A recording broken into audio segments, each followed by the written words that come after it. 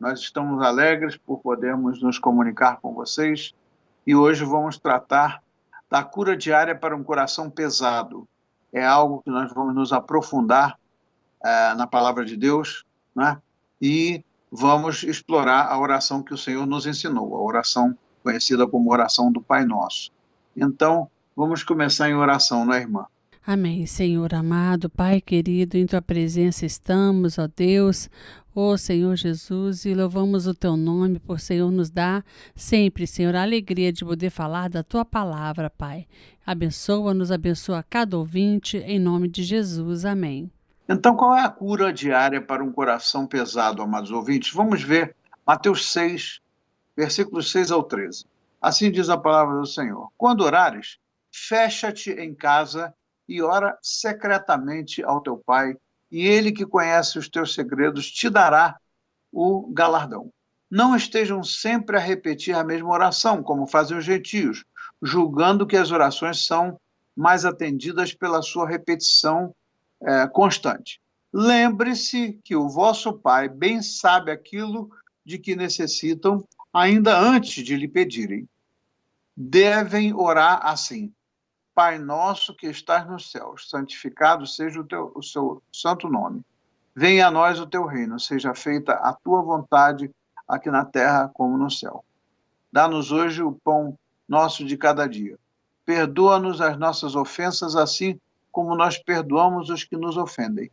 E não deixeis cair em tentação, mas livra-nos do mal, porque teu é o reino, o poder e a glória para sempre. Amém.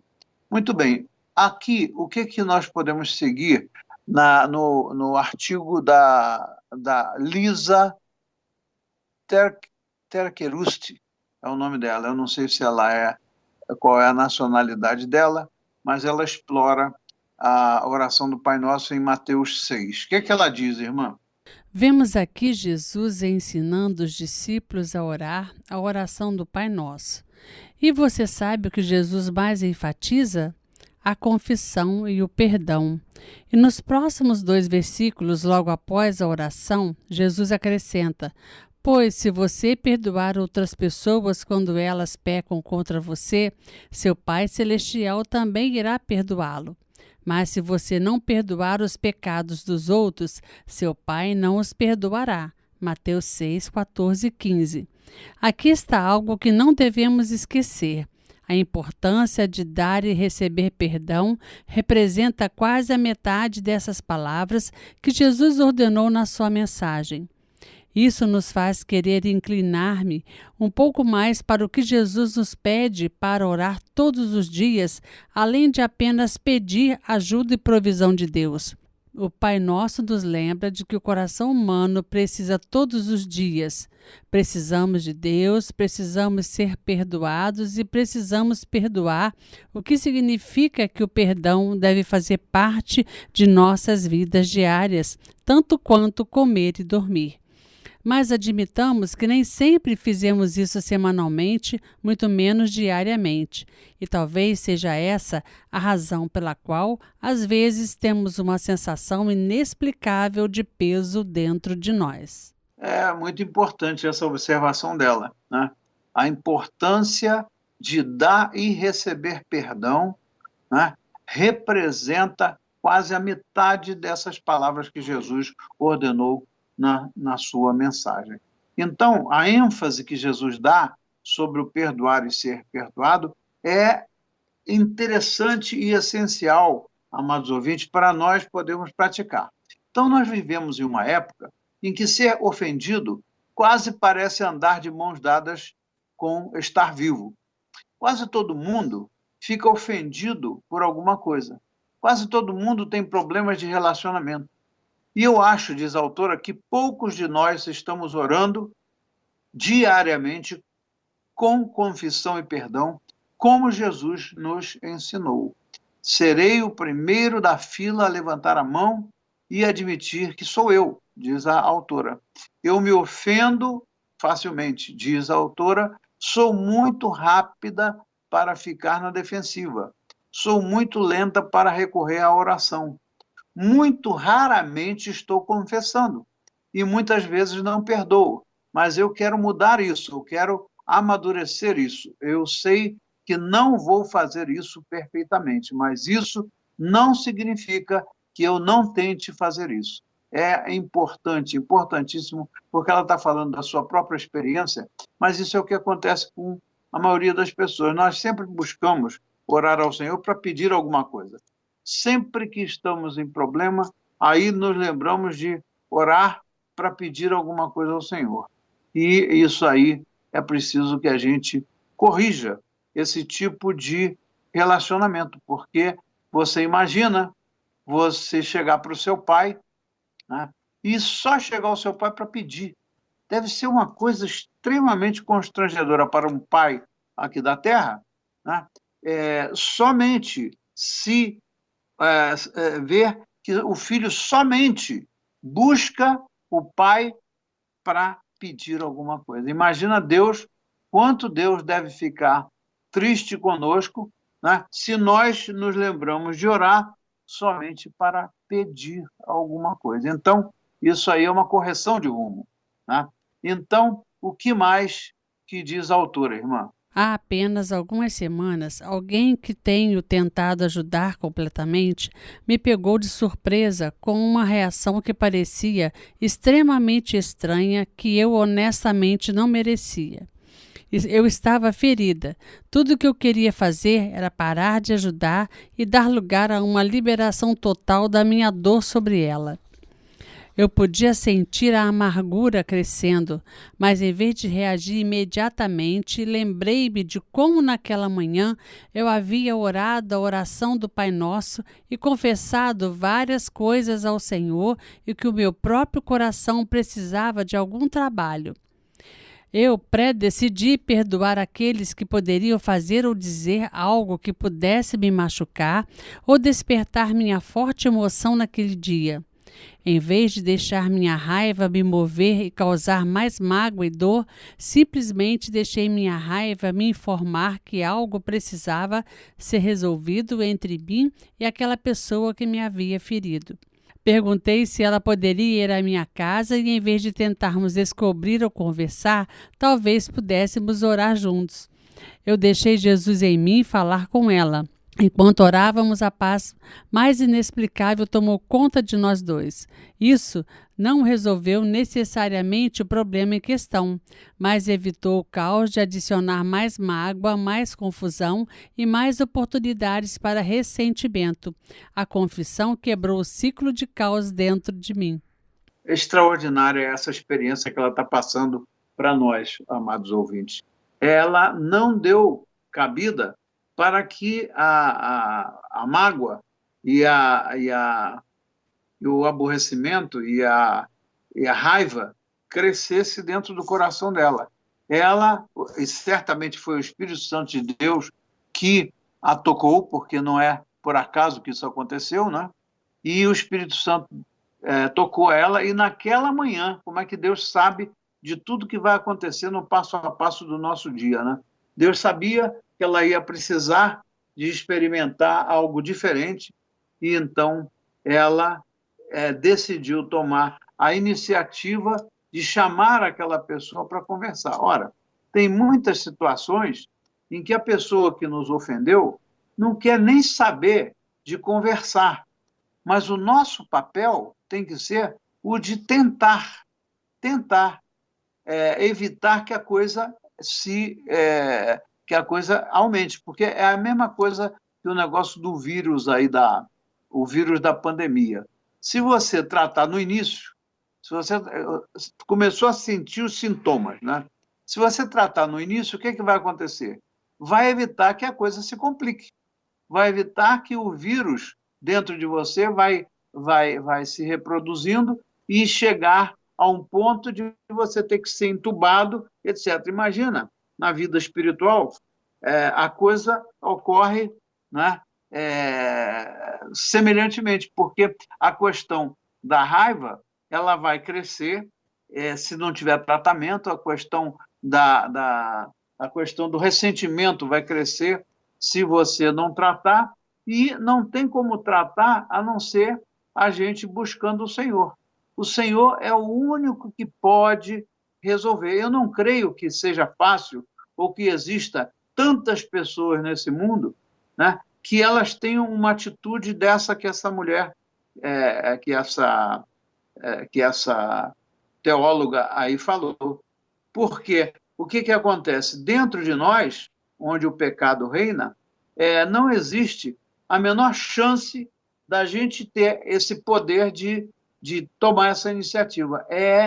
Necessariamente, amados ouvintes, a mão de Deus, a ação de Deus naquele momento, na nossa vida, que vai permitir que o vírus não aumente e não tome proporções incuráveis. O que mais ela diz, irmã? O perdão quebrou o ciclo de causa entre nós. O Pai Nosso preparou meu coração para algo que eu nem sabia viria mais tarde naquele dia. O melhor momento para perdoar é antes de sermos ofendidos. A próxima hora melhor para perdoar é agora. Obrigado por me ensinar a orar. Não necessariamente a oração que eu quero fazer às vezes, mas a oração que preciso fazer. Ajude-me a lembrar hoje que a confissão e o perdão fazem bem ao meu coração, que ajudam a diminuir o caos e aliviar o peso que às vezes sinto bem no fundo. Obrigado por me ajudar e fazer isso em nome de Jesus. Amém. É uma sugestão. Ela orou desta forma. A irmã Marlice agora aproveitou para, vamos dizer assim,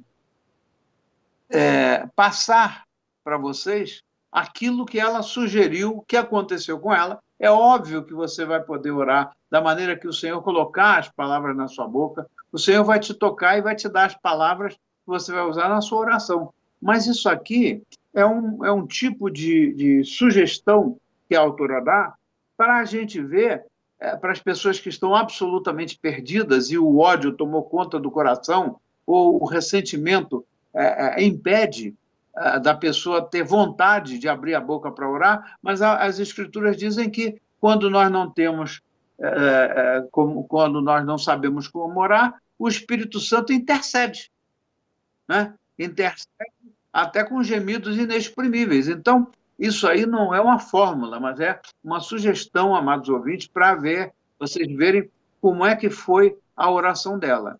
E aí ela vai mencionar alguma coisa em Provérbios. O que ela falou sobre Provérbios, irmã? A verdade para a nossa reflexão hoje, Provérbios 19, versículo 11.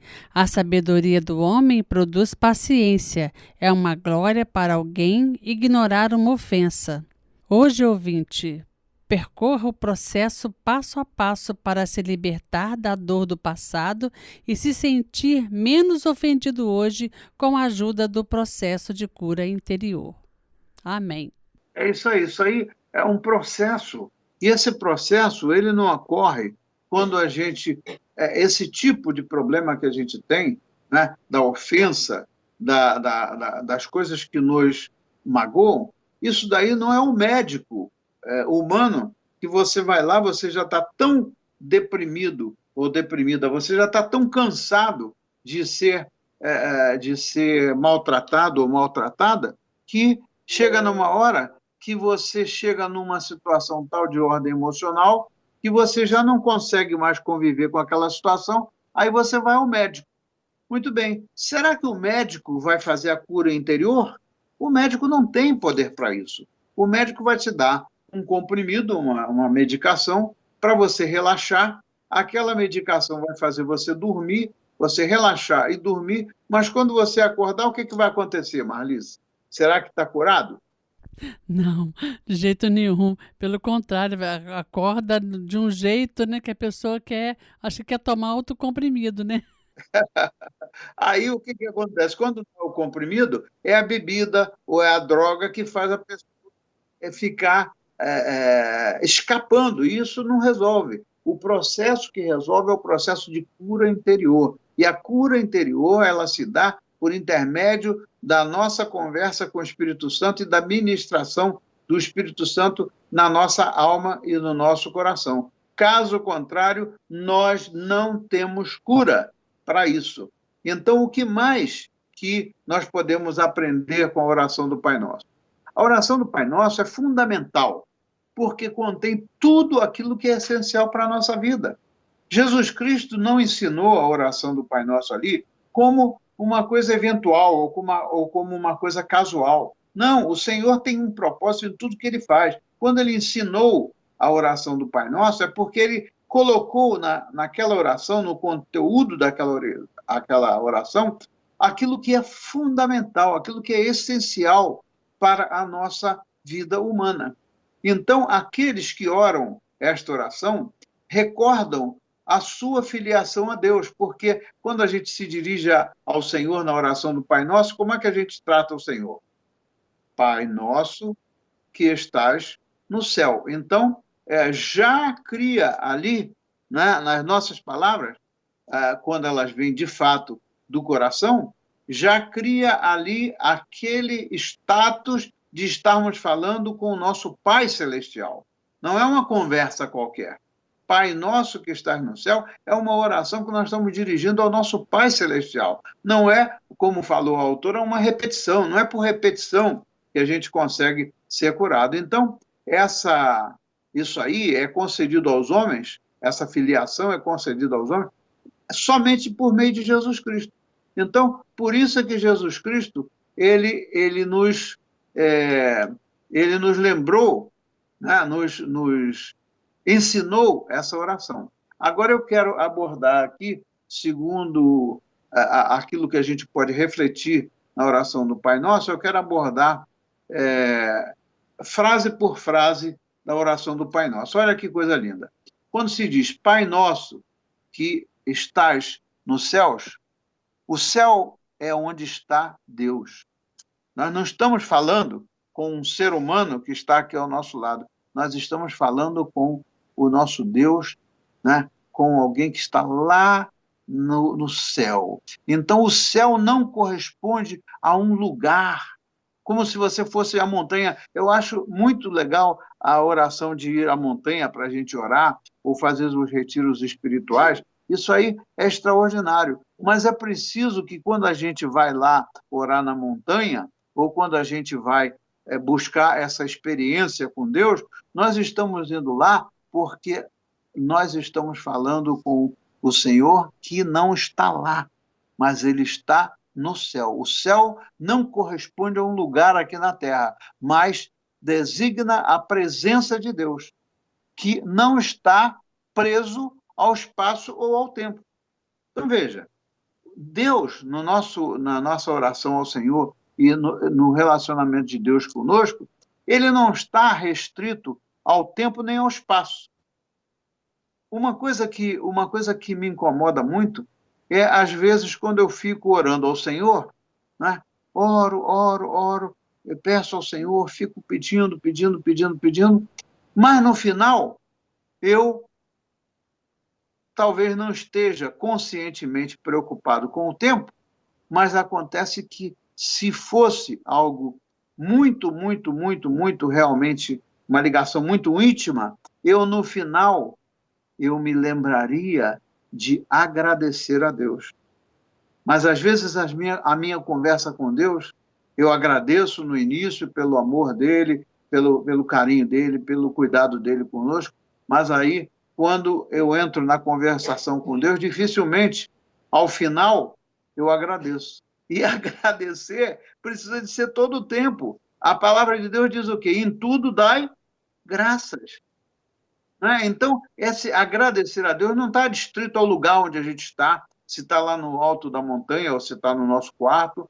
Aliás, ele diz para a gente estar no nosso lugar secreto, que a gente não deve, essa conversa com Deus deve ser alguma coisa muito particular, muito pessoal, muito individual com Deus. não é sugerido que se faça essa oração, né, assim, no meio da confusão, porque no meio da confusão a gente não fica com a nossa mente só ligada com Deus. Mas o importante nessa questão aí, de que Deus não está limitado ao tempo nem ao espaço, é preciso que a gente gaste o tempo que gastar, mas que ao final a gente se lembre de agradecer.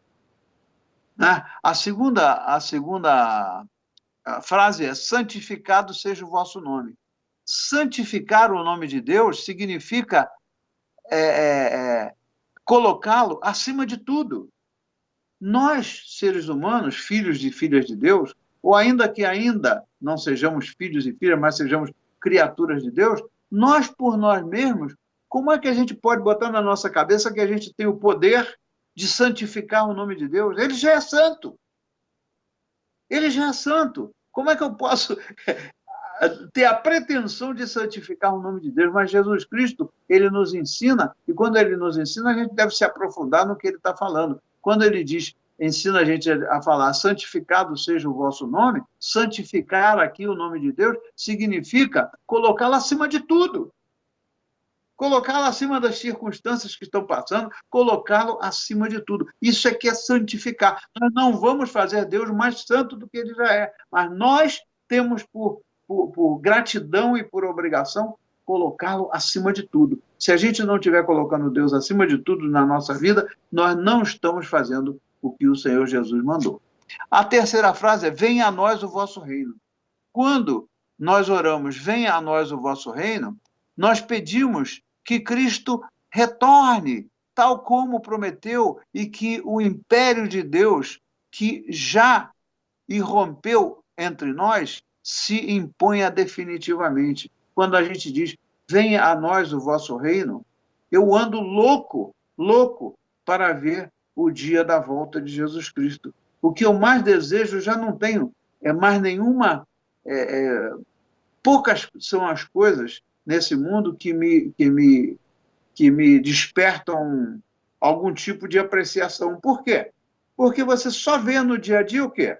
O que a gente vê no dia a dia? A gente só vê violência, só vê desgraça, só vê morte, só vê... É uma coisa triste, e a mídia contribui terrivelmente para colocar as pessoas numa situação de tristeza e numa situação de depressão. Por quê? Não se vê uma coisa na mídia, não se vê uma coisa que seja para alegrar o coração da pessoa. Até mesmo determinados pregadores na televisão, você vê que há pregadores na televisão que são bons pregadores, mas você também vê pregadores na televisão que só falam em dinheiro. Só estão lá para falar em milagre, para pedir milagre e para pedir dinheiro. Isso é uma coisa triste. Então, o que acontece? Eu realmente sinto a vontade de que o Senhor volte logo. Os sinais estão aí. Né? O pastor Érico tem insistido de que a gente tem que estar realmente preparado, porque os sinais estão aí, não se sabe a hora que ele vem, mas os sinais estão aí, presentes, os sinais da volta de Jesus Cristo. Então, quando se diz, venha a nós o vosso reino, deve estar lá dentro do nosso coração o anseio, o desejo de que o Senhor volte, porque venha a nós o vosso reino. Na verdade, o Espírito Santo já reina dentro de nós. Se nós temos Jesus Cristo no nosso coração, o Espírito Santo, ele reina dentro de nós. Mas nós queremos ver a volta do Senhor. Esse é o significado que Jesus Cristo, quando colocou, venha a nós o vosso reino, é para que a gente estivesse interessado na volta, como ele prometeu, né, que iria voltar. E que isso aconteça, porque aí vai ser a situação, a vida eterna é algo definitivo, enquanto que a vida aqui é algo temporário. É muito bom, muito legal, a gente está reunindo a família, a gente está reunido na igreja e tal. Agora, as pessoas que vivem sem desejar a vida eterna, é muito triste, porque estão ligados nas coisas de cada momento, né? A gente tende, como ser humano, a gente se ligar às coisas que estão acontecendo no momento, mas ansiar pela volta do Senhor, porque é isso que vai nos trazer a vida eterna. Depois a outra frase é, seja feita a vossa vontade, assim na terra como no céu. Quando oramos para que a vontade de Deus se imponha universalmente aqui na terra como nos céus, né? Nós pedimos que aconteça aqui na terra e no nosso coração e na nossa vida o que aconteceu e o que acontece no céu. Se o Senhor Jesus é o nosso intercessor junto ao Pai, ele está sentado, o Senhor Jesus está sentado à destra de Deus Pai, lá no trono da graça, lá no céu, né? E se ele está intercedendo por nós, então é óbvio que nós dependemos dele para chegarmos ao nosso Pai. Ele é o caminho, a verdade e a vida. Não há outro meio da gente chegar ao nosso Pai, seja em petições, seja em agradecimento, seja o que for, a não ser que a gente peça e pronuncie essas coisas em nome de Jesus.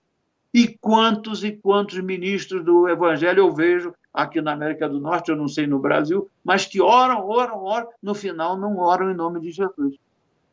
Que coisa triste, um ministro do Evangelho, um pastor, né, terminar uma oração sem dizer em nome de Jesus. Isso significa o quê?